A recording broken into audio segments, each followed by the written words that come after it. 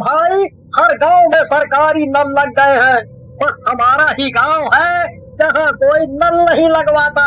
Vote लेने आ जाते हैं पर तरक्की के समय खाली अंगूठा दिखा देते हैं। सही कह रहे हो भाई, अभी भी कुएं से पानी खींचना पड़ता है। बताओ भला, 2-4 बाल्टी थोड़ी ही ना है जो निकाल लो। ऊपर से आजकल के नौजवान बच्चे मेहनत नहीं करना चाहते, हम बूढ़ों को ही पानी खींचना पड़ता है। तभी एक आवाज आती है। एक रात पीनू कुआं से पानी लेने जाती है। वो बाल्टी भर के रस्सी से बाहर खींची रही होती है कि उसे एकदम झटका लगता है, जैसे किसी ने उसकी बाल्टी कुएं के बीच में ही पकड़ ली हो। पीनू कुएं में झांकती है, अरे यहाँ तो कोई रुकावट नहीं है, फिर बाल्टी कैसे रुक गई? पीनू जैसे ही फिर से बाल्टी खींचती है, बाल्टी फिर अटक जाती है और साथ ही एक डरावनी आवाज आती है, पानी चाहिए तो खुद अंदर आकर लेना पड़ेगा। पीनू अब थोड़ी डर जाती है। वो हिम्मत बांधकर दोबारा कुएं में झांकने लगती है तो उसे एक डरावना चेहरा दिखता है, एक भयानक भूत। भूत को देख वो सहम जाती है और अपने उल्टे कदम पीछे आने लगती है। तभी भूत बाल्टी को अंदर की तरफ जोर से खींचता है और पीनू रस्सी समेत कुएं में खींची चली जाती है। अरे बचाओ कोई, भूत भूत, कोई बचाओ। तभी एक जोर की आवाज आती है। आवाज सुनकर पड़ोस वाले कुएं के पास आते हैं। एक पड़ोसन कुएं के अंदर झांकते हुए आवाज लगाती है, पीनू, अरे पीनू, क्या तुम मुझे सुन पा रही हो? पीनू सब सुन पा रही थी। उसकी आवाज कुएं से बाहर नहीं आ रही थी। अब उसका गला भी बंद गया था और देखते ही देखते पीनू लोगों को दिखना बंद हो गई। देखो, एक और जान। इस पानी के चक्कर में कितनी जानें जा चुकी हैं और कितनी मौत भेंट चढ़ेंगी यहाँ। सही कह रहे हो, क्या करें, पर मजबूरी हमारी। एक गांव से दूसरे गांव और फिर तीसरे गांव भूतिया कुएं की खबर सब जगह फैलने लगी। राजू नाम के एक पत्रकार तक भी ये खबर पहुंची। अरे काका, ये कुएं की कहानी सच है क्या? लोग कह रहे हैं कि वो मौत का कुआं है, कोई कहता है कि शापित कुआं है, तो कोई कहता है उसमें भूत प्रेत रहते हैं। माजरा क्या है? बेटा, बात ऐसी है कि फूलपुर गांव के बाहर एक सुनसान कुआं था। इसके बारे में कहा जाता था कि वहां से रात में अजीब आवाजें आती है। लोगों ने कई बार कोशिश की कि उस कुएं को बंद कर दिया जाए, लेकिन जो भी ऐसा करने जाता वो या तो गायब हो जाता या पागल होकर लौटता। ये कुआं किसी जमाने में गांव वालों के लिए जीवन रेखा हुआ करता था, पर समय के साथ साथ अब ये मौत की पहचान बन चुका था। राजू एक युवा पत्रकार था जिसने कई रहस्यों को उजागर किया था। इस बार कुएं की सच्चाई जानने की वो ठान चुका था। गांव वालों ने उसे चेतावनी दी कि वो उस कुएं के पास न जाए, लेकिन उसकी जिज्ञासा उसे वहां खींच लाई।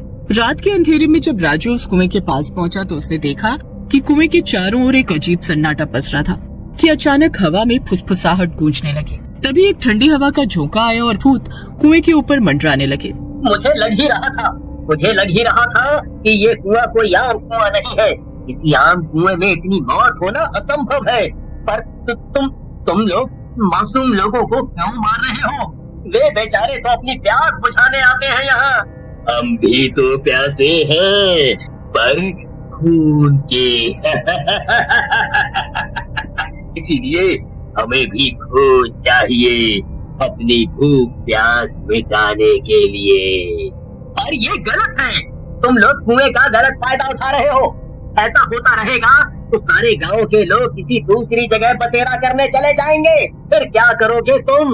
इधर राजू दिमाग लगाकर अपनी जान तो बचा लेता है, पर अभी भी उसे विश्वास नहीं हो रहा था कि उसने सच में भूतों से बातें की है। पर इस हड़बड़ाहट में उसका कैमरा गिर जाता है, जिससे वो वीडियो खराब हो जाती है और सबूत के नाम पर कुछ नहीं बचता। अब राजू को कैसे भी चैन नहीं पड़ रहा था। उसे था कि इस रहस्य को कैसे उजागर किया जाए, कैसे गुत्थी सुलझे। कई सवाल राजू के मन में चल रहे थे। अगले दिन फिर राजू ने हिम्मत करके गांव के बुजुर्गों से इसके इतिहास के बारे में पूछा। ऐसा क्या राज है कुएं का जो बताने से आप इतना डरते हो, लेकिन लोगों की मौत आप खुली आंखों से देख रहे हो? सालों पहले गांव में कुछ लालची जमींदार घुस आए थे। गांव के लोग भोले भाले थे।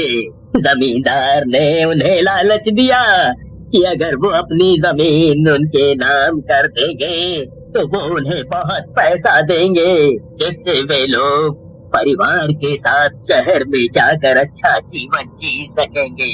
कुछ गांव वाले उनकी बातों में आकर उनकी बात मान गए, पर कुछ लोग उन लालचियों का मन समझ गए। लालची लोगों ने उन निर्दोषों को इस कुएं में मार के फेंक दिया, तो उन्होंने इन लालच से भरे हुए लोगों को भरी पंचायत में पेड़ से लटका के उनके गले कटवा दिए और उनकी करने की सजा देने के लिए किसी कुएं में फेंकवा दिया। शायद ये बुरी आत्माएं उनकी आत्माएं ही हैं।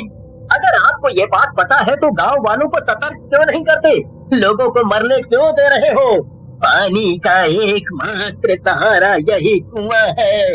हम कुछ नहीं कर सकते, कोई और रास्ता भी नहीं है। राजू अब बहुत परेशान था कि कैसे भी करके उसे इस राज से पर्दा उठाना पड़ेगा और गांव वालों की जान भी बचानी पड़ेगी। लेकिन सबसे बड़ा सवाल था कि कैसे। उसने गांव के पुजारी से संपर्क किया जो इस कुएं की सच्चाई से वाकिफ थे। कई पन्ने पलटने के बाद उन्हें एक उपाय मिला, पर राजू ने तय किया कि वो खुद इस अनुष्ठान का हिस्सा बनेगा। चाहे जो भी हो, वो इस केस को सुलझा कर ही चैन की सांस लेगा।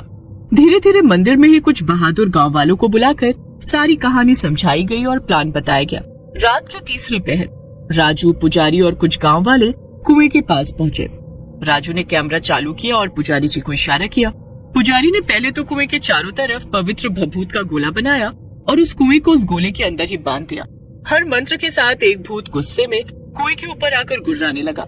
हम बदला लेंगे, हमें कोई नहीं रोक सकता। बदला तो तुम बुरी आत्माओं ने ले ही लिया है, वो भी मासूमों को मारकर। नियत तो तुम्हारी बुरी थी, पर भुगतान इन बेचारों को करना पड़ रहा है। तुझे क्या लगता है ये सब करके तू बच जाएगा? या ये सब बच जाएंगे? यहाँ की जमीन, यहाँ के घर, सब कुछ हमारे थे और रहेंगे। मरने के बाद तुम भूत इस कुएं में सालों से हो और इस गांव की जमीन से तुम्हारा क्या लेना देना है? अगर तुम लोग चैन से रहते तो इस जीवन में ना सही, भगवान तुम्हें दूसरी योनि में जिंदा कर देते। पुजारी जी, चाहे जो हो जाए, अनुष्ठान नहीं रुकना चाहिए। यही हमारे पास आखिरी मौका है। अगर आज हम चूके तो बहुत कुछ खो देंगे। अनुष्ठान पूरा होते ही पुजारी जी ने इशारा किया और राजू ने हिम्मत जुटाकर पवित्र जल कुएं में छिड़का। तभी एक तेज रोशनी चमकी और आत्माएं तड़पने लगी। गांव वालों ने मिलकर उन मृत आत्माओं के लिए प्रायश्चित किया और उन्हें विधिवत मुक्त करने का अनुष्ठान पूरा किया। जैसे ही रोशनी कुएं को चारों ओर से घेरने लगी, आत्माएं तड़प उठी और सुबह होते होते कुएं से सारी डरावनी आवाजें बंद हो गईं। राजू को भूतों की कहानी जानकर एहसास हुआ कि गलत तो उनके साथ भी हुआ है, पर सच यही था कि अब वो मुक्त होने चाहिए। फिर पुजारी ने उन भूतों पर और कुएं में भभूत डाल दी और पवित्र लाल धागे से उस कुएं की दीवारों पर बंदिश बना दी। पता नहीं आपका शुक्रिया कैसे करें। आप नहीं आते तो आज ये गांव शमशान होता। आपने न केवल हम सब की जान बचाई, बल्कि इस भूतों के कुएं से मुक्ति भी दिलवाई हमेशा के लिए, और पानी की समस्या भी दूर कर दी। शुक्रिया कैसा? इंसान को दूसरे इंसान के काम आना ही चाहिए। मैंने बस अपना फर्ज निभाया।